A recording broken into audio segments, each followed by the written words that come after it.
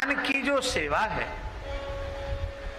जो वैष्णवों का प्राण सर्वस्व है, जीवन सर्वस्व है, इतना अधिक सेवा में प्रेम है कि उसमें भगवान की भी भागीदारी सहन नहीं करते हैं। हाँ, आप सेवा लीजिए, आपका इतना ही अधिकार है, सेवा संपत्ति हमारी है। आप ये अधर्म अन्याय क्यों कर रहे हैं, हमारी संपत्ति को छीन क्यों रहे हैं। एक दक्षिण की एक घटना है।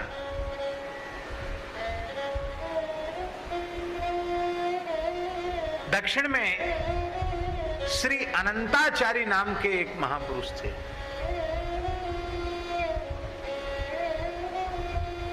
उनकी लकुट आज भी रखी है तिरुपति बालाजी में।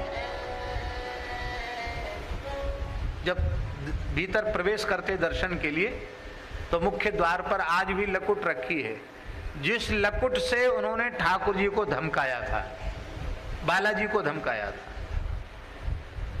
वो आज भी लकुट रखी है। श्री बालाजी वहां विराजमान। उस काल की बात है जब बहुत लोगों का आवागमन नहीं था, तो भगवत कैंकर्य परायण गृहस्थ वैष्णव अनंताचार्य स्वामी श्री वेंकटाद्रि यात्रा करने पधारे। भगवान का दर्शन किया, भगवान के प्रति उनका वात्सल्य भाव था। तो वे बड़े व्याकुल हो गए कि यहाँ पहाड़ है और गर्मी के समय ठाकुर जी को बहुत व्याकुलता होती होगी, ग्रीष्म से कैसे ठाकुर जी को शीतलता मिले। तो उनके मन में विचार आया कि अभी तो गर्मी का समय है, यदि एक सरोवर भगवान के लिए बन जाए, पुष्करणी बन जाए, तो वर्षा काल आने पर उसमें पर्याप्त जल हो जाएगा, पहाड़ का शुद्ध जल हो जाएगा, और उस जल से भगवान को जब इच्छा होगी तब जल विहार भी करेंगे, नौका विहार भी करेंगे, और नहीं तो कुछ नहीं तो भगवान के मंदिर के परिसर में ही पुष्करणी होगी, तो उसकी शीतलता तो भगवान को प्राप्त होगी। इस भाव से उन्होंने अपनी गृहिणी को आज्ञा दी, जो कि आसन्न प्रसवा थी, माने गर्भिणी थी और प्रसव काल निकट था। उन्होंने कहा, देवी देखो, भगवान के लिए पुष्करणी का निर्माण करना है, सरोवर का निर्माण करना है, तुम हमारा सहयोग करो। ठीक है, तो मैं कुदाल चलाता हूँ, मिट्टी खोदता हूँ, और तुम उसको फेंक के दूर आओ। ठीक है।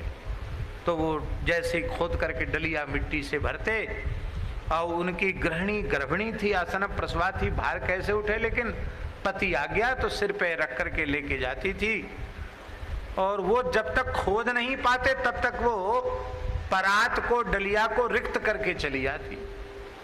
तो उन्होंने कहा कि देवी, ये पहाड़ की मिट्टी बड़ी कठोर है, पत्थर है यहाँ, तो मैं बहुत श्रम पूर्वक इसको खोद रहा हूँ, मैं खोद नहीं पाता हूँ, और तुम उसके पहले परात रिक्त करके खाली करके चली आती हो, तो कहाँ फेंक के आती हो?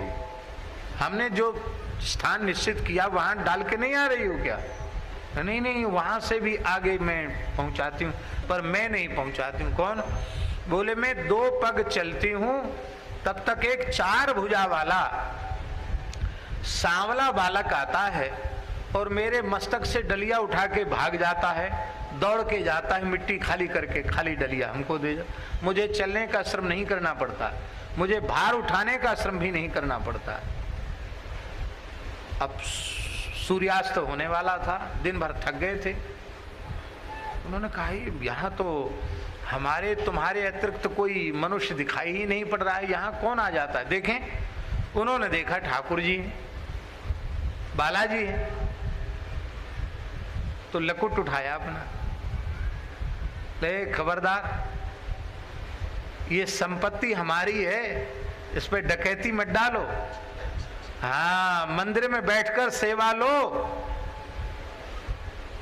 आपकी पुष्करणी के लिए हमको जितने जन्म लेने पड़े पर हम खुद के तैयार करेंगे, आप हमारी संपत्ति को क्यों छीन रहे हो? ठाकुर जी बोले हमसे सहन नहीं होता है। बोले अब होगा सहन। ठाकुर जी भागे डर के मारे मंदिर में, और वहां के राजा को भगवान ने स्वप्नादेश किया कि मेरे बहुत प्रिय भक्त हैं अनंताचार्य स्वामी, आप पुष्करणी तैयार करो। तो एक ही सूर्योदय सूर्यास्त में वो पुष्करणी तैयार हुई। हजारों वैष्णव लग गए, राजा स्वयं लग गया, और एक ही सूर्योदय से सूर्यास्त में भगवान की पुष्करणी तैयार हो गई। आज भी पुष्करणी।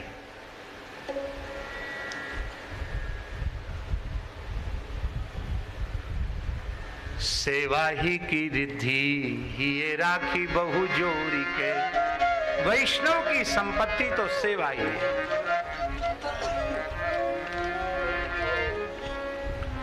शबरी जी के चरित्र में भक्तमाल के टीकाकार प्रियादासी ने लिखा है, निशि कौन चोर आयो है। मतंग ऋषि को यह बात समझ में आई कि ये हमारी सेवा की चोरी कौन कर रहा है, और उन्होंने देखा कि एक भीलनी ये कार्य कर रही है। वो समझ गए ये कोई सामान्य नहीं है, सामान्य नहीं है, अर्धरात्रि के समय ये उठकर ये कार्य करती है। उन्होंने प्रसन्नता उनको हुई, और प्रसन्नता पूर्वक भगवान की उपासना का मार्ग मतंग ऋषि ने उसे बताया। अम्बरीश महाराज की छोटी रानी, वो उनकी सेवा की चोरी करती। कह देवी तुम हमारी सेवा की चोरी क्यों करती हो, तुम्हारा इतना भाव है, तुम अपने माथे सेवा विराजमान क्यों नहीं कर लेती हो। तो आज्ञा हो गई, पति ही गुरु है, आज्ञा हो गई तो छोटी रानी ने मदन मोहन जी को अपने कुंज में विराजमान कर लिया। वैष्णव की संपत्ति भगवान की सेवा है, ये बात बिल्कुल सत्य है, भगवान की सेवा संपत्ति है। पर भैया सेवा की पात्रता भी इस देह में होनी चाहिए।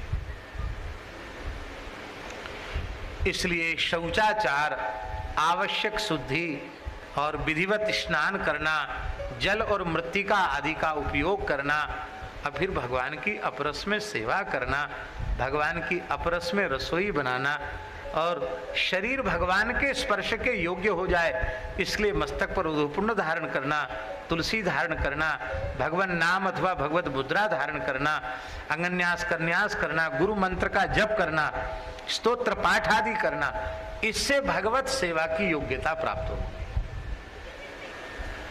तो उसके जो नित्य नैमित्तिक कर्म हैं वो देह की आवश्यक शास्त्रीय शुद्धि हो जाए, और वो शुद्धि किस लिए आवश्यक है, वो शुद्धि भगवत सेवा के लिए आवश्यक है। तो उसका प्रयोजन जो है भगवान की सेवा हो गया, भगवान की सेवा उसका प्रयोजन हो गया, इसलिए वह सेवा की सामग्री बन गया, वो भगवत सेवा की सामग्री बन गया। इसीलिए वैष्णव धर्म इतना सूक्ष्म है, इतना सूक्ष्म है, इतना सूक्ष्म है कि इसकी सूक्ष्मता भीतर से यदि समझ में आ जाए तो क्या कहें हम, मलमूत्र त्याग की क्रिया, शयन की क्रिया, भोजन की क्रिया भी भगवान की उपासना की सामग्री बन जाती है, भगवान की उपासना की इस परिधि में आ जाती। किस लिए सो रहे हो, सवेरे जल्दी श्रीनाथ जी की मंगला करनी है, भगवान के निमित्त सोना है, और भगवान के निमित्त जग